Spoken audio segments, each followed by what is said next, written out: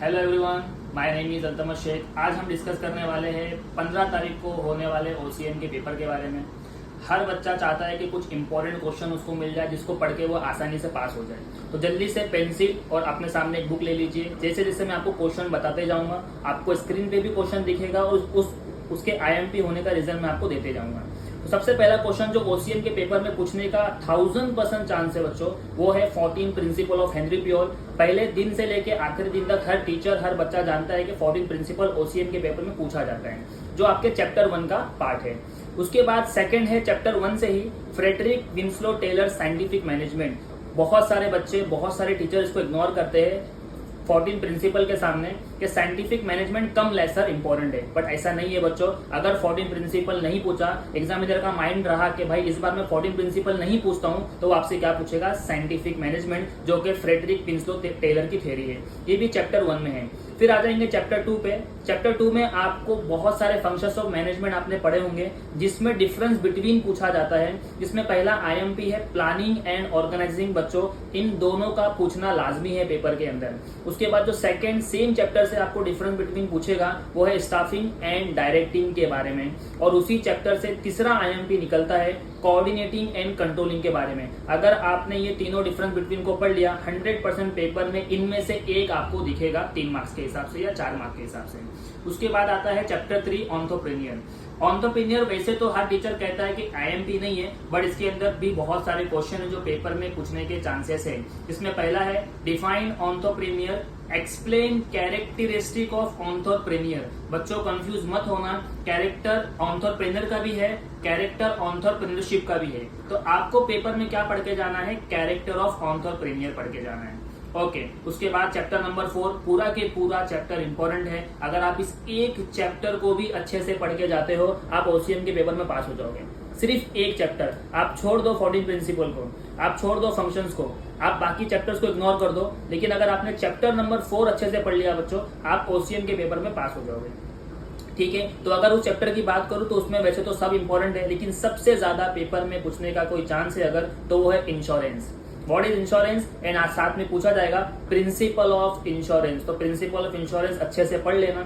Second question उसी chapter से warehouse के बारे में पूछा जाएगा। एक्सप्लेन इट्स डिफरेंट फंक्शन, यानी वेयरहाउस के फंक्शंस आपको अच्छे से पढ़ के जाने हैं। उसके बाद सेम चैप्टर से जो आपको शायद किसी टीचर ने नहीं बोला होगा कि ये इंपॉर्टेंट है, that is communication. Explain in details various types of communication. Yes बच्चों, जब आप 12 पास करोगे, इसके बाद जितनी भी थ्योरीज पढ़ने वाले हो, वहां पे कम्युनिकेशन को लेके बहुत सारे क्वेश्चंस आप पढ़ोगे नए नए। तो इस चैप्टर के हिसाब से ये लेसर इंपॉर्टेंट है, बट मैं आपको बोल रहा हूँ अगर एग्जामिनर का माइंड बदला तो वो आपको इंश्योरेंस नहीं पूछेगा, वो आपको फंक्शंस ऑफ आरबीआई नहीं पूछेगा, वो आपको क्या पूछ लेगा? वो आपको पूछेगा कम्युनिकेशन के बारे में। तो कम्युनिकेशन के डिटेल्स टाइप्स आप लोग पढ़ के जाएंगे। उसके बाद नेक्स्ट जो क्वेश्चन है वो है बिजनेस के बारे में, that is traditional business and E business के बारे में फर्क बताओ। पेपर में पूछने का 100% चांस है difference between traditional business and E business के बारे में, जो चैप्टर नंबर 5 में अवेलेबल है। उसके बाद है BPO and KPO. BPO and KPO भी चैप्टर नंबर 5 से है और पेपर में बार बार पूछा गया है, तो ये भी आपके लिए बहुत ज्यादा इंपॉर्टेंट है।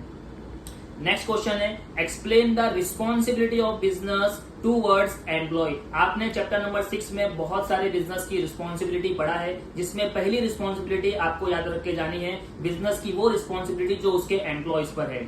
और सेकेंड और इम्पोर्टेंट रिस्पॉन्सिबिलिटी है explain the responsibility of business towards society. तो मैंने आपको 2 रिस्पॉन्सिबिलिटी दिया है, एक एम्प्लॉय वाली अच्छे से पढ़ लेना बच्चों, और एक सोसाइटी वाली अच्छे से पढ़ लेना। इन दोनों में से एक क्वेश्चन में 100% आएगा।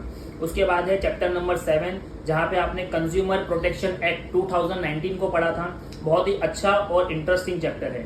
Who is consumer? Explain rights of consumer. आप भी बहुत बार कंज्यूमर बन के कोई चीज खरीदते होंगे, कंज्यूम करते होंगे, तो आपके राइट्स क्या क्या है, आपको वो क्वेश्चन अच्छे से पढ़ के जाना है। Explain rights of consumer paper में आने का 1000% चांस है। उसके बाद है explain the 3 tier quasi judicial machinery under the act 2019। Chapter 7 का पार्ट है। ये क्वेश्चन पढ़ के बच्चों को ये लगता है ये ओसीएम नहीं, ये लॉ आ गया है। Explain the 3 tier quasi judicial, जो आपने कभी सुना भी नहीं है, ना टीचर इसके बारे में ज्यादा डिस्कस करता है। तो चैप्टर नंबर 7 में अगर आप आखिरी में जाओगे तो आपको डिफरेंस बिटवीन दिखेगा 3 टायर कॉजी जुडिशियल का, that is state commission, national commission और डिस्ट्रिक्ट कमीशन, इन तीनों को कहा जाता है 3 टायर कॉजी जुडिशियल। तो आपको इन तीनों का डिफरेंस बिटवीन मीनिंग डेफिनेशन अच्छे से पढ़ के जाना है। पेपर में पूछने का 1000% चांस है बच्चों। उसके बाद जो क्वेश्चन है मार्केटिंग के बारे में आएगा, explain in detail the concept of marketing. Concept of marketing कोई भी टीचर इंपॉर्टेंट नहीं बोलता है, बट मैं IMP लेके चल रहा हूँ बिकॉज अगर एग्जामिनर का मूड बदला वो आपको ट्विस्ट दे देगा कि आपने जो पढ़ा है वो आपको पेपर में नहीं आया, जो नहीं पढ़ा था वो आ गया। तो कुछ क्वेश्चन ऐसे कम्युनिकेशन का मैंने ऊपर बोला, और ये वाला question explain in detail the concept of market. जैसे ही आप मार्केटिंग चालू करोगे पहले पेज पर जो पहला सवाल है वो यही है, कंसेप्ट ऑफ मार्केटिंग मार्केट। उसके बाद है explain in detail 7 P's of marketing. 7 P's आपको याद होगा, प्राइस, प्रमोशन, प्रोडक्ट, ये सारे 7 P's में आते हैं। तो ये 7 P's जो है वो एग्जाम पॉइंट ऑफ व्यू से बहुत ज्यादा इंपॉर्टेंट है। और उसके बाद सेकंड लास्ट क्वेश्चन आपको ये रहेगा, importance of marketing to the society. Marketing के भी इंपॉर्टेंस टूवर्ड सोसाइटी और मार्केटिंग के इंपॉर्टेंस टूवर्ड कंज्यूमर।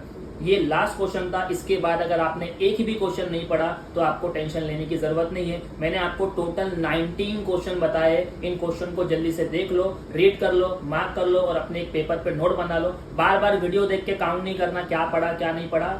अगर वीडियो पे भरोसे रहोगे, वाईफाई चला गया, नेट चला गया, मोबाइल अटक गया तो इश्यू होता है। तो आप मेरा वीडियो देखते ही फटाफट लिख लो, बार बार वीडियो को देखने की जरूरत नहीं है। टाइम कम है, पढ़ना ज्यादा है। अगर आप इससे कम इंपॉर्टेंट पढ़ के जाओगे तो बहुत ज्यादा रिस्की है। मैंने आपको 19 पूरे किताब से दिए सवाल निकाल के, ये 19 के 19 पढ़ के जाना। इसके बाद भी आपको लगता है 19 सवाल ज्यादा है सर और कम करो, तो मैं बोल रहा हूँ कुछ भी मत पढ़ो, चौथा चैप्टर पढ़ के चले जाओ, chapter number 4 business service. Thank you so much and best of luck for your exam.